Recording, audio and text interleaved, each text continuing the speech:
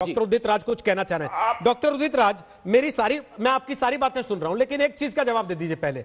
आप supreme court में मानते नहीं, आप सीबीआई में मानते नहीं, आप सरकार में मानते नहीं क्योंकि वो आपकी पार्टी की नहीं है, अब पहले आपकी पार्टी की थी। तो सर फिर मानते किसकी है? और जब किसी की माननी नहीं तो फिर बहस करने का फायदा क्या? रोहित जी, आपने 2 या 3 बार उनसे सवाल जवाब किया, मुझे एक बार मौका दे दीजिए। हाँ सर, लीजिए। कहा कि जजेस जो है भगवान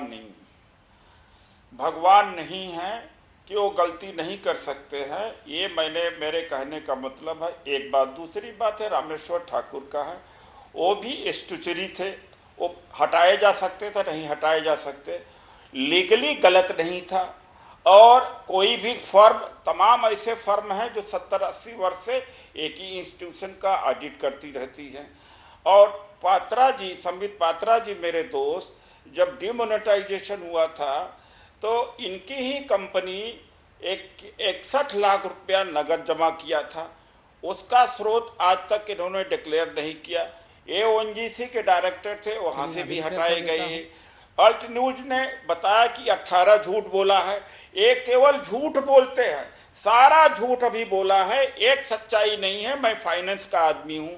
जो प्राइम मिनिस्टर जो अभी फंड है, जो पीएम वो है, वो गवर्नमेंट ऑडिट में आता है। गवर्नमेंट ऑडिट में आता है। ये गलत कह रहे हैं कि प्राइम मिनिस्टर ने रिलीफ फंड गवर्नमेंट ऑडिट में नहीं आता। आप ये कह रहे हैं जज भगवान नहीं है, लेकिन मैं भगवान हूं, मेरी मान लो। नहीं, ये सुपर है। आप कह रहे हैं जज भगवान नहीं है, लेकिन मैं भगवान हूं, मेरी मान लो। भगवान मैं भी नहीं हूं, तरीके से जवाब मैं भगवान नहीं हूं। आप बात तो ऐसे ही कर रहे हैं। आप लोगों ने भगवान मान लिया। आप बात ही ऐसे कर रहे हैं कि ये लीगल था, वो लीगल नहीं है। जो कांग्रेस ने किया वो लीगल था, जो ये कर रहे हैं वो लीगल नहीं है। सर वो कह रहे हैं जो कांग्रेस ने किया वो इलीगल था, तो फिर किसको माने और किसको नहीं? कह रहा हूं मैं, ऑफिशियली कह रहा हूं। तो ये कौन सा अनऑफिशियली बोल रहे हैं? फिर कह रहा हूं कि सीबीआई, इनकम टैक्स, ईडी, ये बीजेपी के फ्रंटल ऑर्गेनाइजेशन है। सर ये बीजेपी, इन्होंने सारी उदित राज जी, 2 साल पहले तक आप खुद बीजेपी के फ्रंटल थे। नाम की चीज नहीं। आज आपको मैं क्या मान लूं? आज आप दूसरी पार्टी के फ्रंटल हैं। तो मसला ये है सर, मसला ये है आशुतोष जी, मसला ये है सर थोड़ा रुकते हुए। अब आशुतोष जी राज्य आलोक को ला रहा हूँ, 15 मिनट से सुन रहे हैं। व्यक्तिगत हमला किया है, मुझे लगता है थोड़ा क्लियरेंस देना आवश्यक है। जरूर दीजिएगा, थोड़ा सा व्यक्तिगत हमला किया, थोड़ा सा रुकते हुए। अभी आपने आशुतोष जी पे व्यक्तिगत हमला किया कि इन्होंने पीएम केयर्स में पैसा नहीं दिया, उन्होंने ट्वीट नहीं किया तो पैसा नहीं दिया, ये आपने मान लिया। ऐसा नहीं किया, ठीक है सर, कोई बात नहीं, उन्होंने ट्वीट नहीं किया तो पैसा भी नहीं दिया सर, ठीक है कोई बात नहीं। और जो पैसा नहीं दे रहा वो देशद्रोही है। थोड़ी देर के बाद ये भी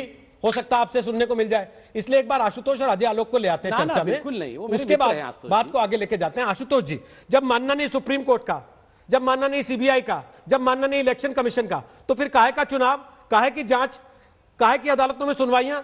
तो फिर तो अपने अपने नेता से पार्टियों को जो सुनना है वो सुन लें और अपना उसी में मस्त रहें कि हमारे नेता ने कहा है तो हम तो इसी को सत्य मानते हैं बस। देखिए रोहित, ये एक इस पूरे मसले पर डिबेट हो रही है और सुप्रीम कोर्ट को बीच में लाया जा रहा है।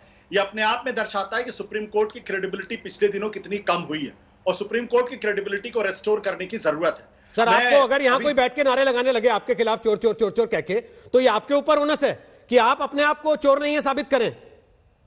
साबित तो करना पड़ेगा लोकतंत्र के अंदर, और ऐसा कोई पहली बार नहीं है। मेरे ऊपर तो न जाने कितने आरोप बीजेपी ने लगाए हैं और संबित पात्रा ने इसी टीवी चैनल में बैठकर आरोप लगाए हैं। तो आप साबित क्या करते हैं उसके बाद? मैं जाके इनके खिलाफ मुकदमा थोड़ी कर दूंगा। आप अपनी लाइन पे रहते हैं ना, साबित करने नहीं उतरते ना, अपने काम पर रहते हैं आप। मेरी बात तो सुप्रीम कोर्ट से क्यों एक्सपेक्ट करते हैं कि वो अपना काम छोड़ के सफाइयां देने उतर आए? बोले सर। मैं खाली बीजेपी के प्रवक्ता को यह बताना चाहता हूं कि पुराने कानून मंत्री अरुण जेटली जी ने सुप्रीम कोर्ट के बारे में क्या टिप्पणी की थी 2012-13 में। उन्होंने कहा था, और 2012-13 के बाद जब सरकार में आ गए उसके बाद भी उन्होंने कहा था टिरेनी ऑफ अनइलेक्टेड। ये क्यों कहा था? तब सुप्रीम कोर्ट की गरिमा का ख्याल नहीं था उनको। वो तो देश के पहले भी कैबिनेट मिनिस्टर थे, बाद में भी कैबिनेट मिनिस्टर थे, सीनियर मिनिस्टर थे। तो इसका यह मतलब थोड़ी हुआ कि उनको सुप्रीम कोर्ट में यकीन नहीं था। सुप्रीम कोर्ट पे यकीन होना और सुप्रीम कोर्ट की आलोचना करना ये दो अलग अलग चीजें हैं। मैं सुप्रीम कोर्ट की आलोचना कर सकता हूं, मैं हिंदुस्तान के संविधान में इतने सारे संशोधन हुए, इसका यह मतलब थोड़ी क्या मैं हिंदुस्तान के संविधान में यकीन नहीं। तो जो लोग ये तर्क देते हैं कि आप सुप्रीम कोर्ट की अगर आलोचना, मैं भी कहता हूं कि सुप्रीम कोर्ट के जज भगवान नहीं है, तो क्या इसका मतलब मेरे खिलाफ कंटेम्प्ट हो जाएगा? क्या मुझे जेल भेज देंगे? क्या नहीं। सुप्रीम कोर्ट की आलोचना करने का अधिकार है, संविधान में संशोधन करने का अधिकार है। इसका यह मतलब नहीं कि हमें सुप्रीम कोर्ट पे यकीन नहीं है या हमें संविधान में यकीन नहीं। अब इस पीएम केयर्स फंड में दो मुद्दे हैं। पहला मुद्दा यह है कि जब ऑलरेडी एक फंड है, जिस फंड पर इस देश में तमाम डिजास्टर मैनेजमेंट चल रहा था, वैसी स्थिति में नया बनाने की जरूरत क्या, और दूसरी उसकी ऑडिटिंग क्यों नहीं होनी चाहिए, और तीसरी जब आरटीआई से सवाल पूछा गया तो उसका जवाब क्यों नहीं देना चाहिए था, क्या छुपाना है, कुछ भी नहीं। मैं कभी नहीं मानता कि पीएम केयर्स फंड में किसी तरीके से गलत पैसा सवाल डाला के जवाब अभी संबित पात्रा ने दिए और उसके पहले सरकार ने कोर्ट में भी दिए होंगे, इतना तो मानते हैं आप? दिए, लेकिन सच्चाई ये है अगर कोर्ट मान रहा है, जवाब दिया है, अगर कोर्ट मान रहा है, जवाब दिया है, अगर कोर्ट मान रहा है आशुतोष जी, का जवाब नहीं दिया गया, नहीं, अगर कोर्ट मान रहा है, ऑडिटिंग नहीं हो सकती सर। अगर सच्चाई ये है कि पीएम फंड होने के बावजूद भी आपने नया फंड क्रिएट किया, अगर कोर्ट ये बातें स्वीकार कर रहा है आशुतोष जी, तो आपको मिर्ची क्यों लगती है? आशुतोष जी पहले 18 मिनट जब आप नहीं बोले, ये तीनों सवाल पूछे गए, हाँ या ना? पूछे गए कि नहीं? मैं नहीं कह रहा हूं कि आप मेरे ऊपर आरोप लगा रहे हैं, बिल्कुल नहीं कहा मैंने ऐसा, और ना मुझे आपकी बातों से कोई बुरा लग रहा है। मैं ये पूछ रहा हूं सर कि ये सारी बातें अगर हमने 18 मिनट में कर ली तो 6 महीने से जो अदालत में चल रहा था वहां पर भी ये सारी बातें हुई होंगी।